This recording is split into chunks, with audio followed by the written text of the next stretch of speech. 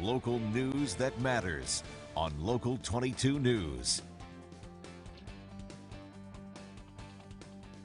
At this place in history, we are at Rossignol Community Park here in Williston. And joining me is Steve Perkins, the Executive Director of Vermont Historical Society. Steve, talk to me about this park and why it's important. Well, all parks are important, right? I mean, this is a great place. The town of Williston, there's tennis courts and baseball fields. I played baseball here as a kid, but I recently found out some really interesting information about this particular park, why it's built down in a hole, and how it relates to the city of Burlington. So its history goes way, way back. So let's go back to the Champlain Sea. Williston was kind of on the edge of the sea. And what do you find on the edge of the sea? You find beaches, you find sand dunes. So there's a lot of sand and gravel deposits in the town of Williston. Knowing that, there's a pretty big industry of digging sand out of the ground here. Now, Burlington, which was under the sea, didn't have a lot of sand deposits, but they needed sand and gravel for road construction projects. So what did they do? They bought 50 acres in Williston for their own sand pit.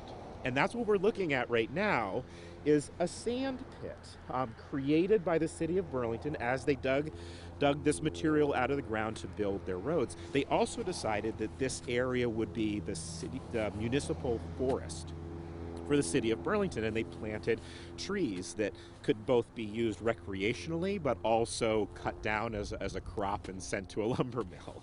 I'm curious about the timeline. When did this all begin? Yeah, so it's a 20th century story, and you have to think of when were roads really being improved for automobiles. So 1920s, 1930s. The property was purchased in 1933, and it was actively used as a sand and gravel pit all the way up through until the late 50s, early 60s, when the usefulness of that started to decline. So by the end of the 1960s, in fact 1966, the city was looking to sell. And so they sold it to the Greater Burlington Industrial Corporation, which then sold the property to the Rossignol Ski Company. Many of us in Vermont know them. They make great downhill skis and cross-country skis, but Rossignol installed the park, hence the name Rossignol Community Park. Ultimately, this whole area is now an industrial area of Williston. In fact, we're standing right next to Industrial Avenue, and SD Ireland is over here. So this idea of sand and gravel and concrete and things like that still persists in this area of Williston. I would never think that just the characteristics here, the fact that it's downhill, would have such a rich history. You can really read a landscape, and something that I love to do in this program is spots you've never thought about.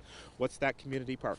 Why is it in a hole? Why are all those trees planted in a line? That seems really weird. Well, now we know. Somebody planted them as a lumber crop for the city of Burlington, and this was a sand pit. At this place in history.